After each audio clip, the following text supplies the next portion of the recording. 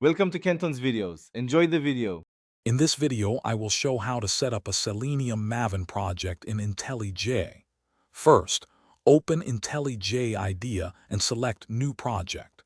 Choose Maven, then ensure your project SDK is correctly configured. Name your project appropriately and click Create.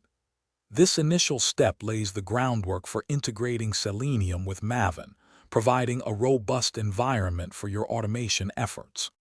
Next, we'll add essential dependencies to your POM XML file. Include the Selenium Java dependency for core automation functionalities.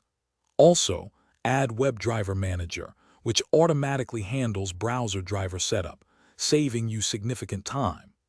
After adding these, refresh your Maven project to download all necessary libraries, ensuring everything is ready for your tests.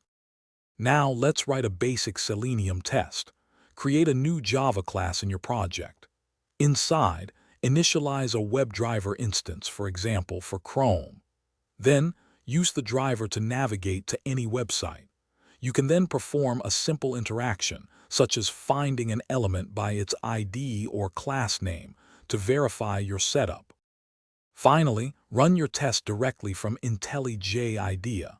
Observe the browser launching and performing the actions you scripted.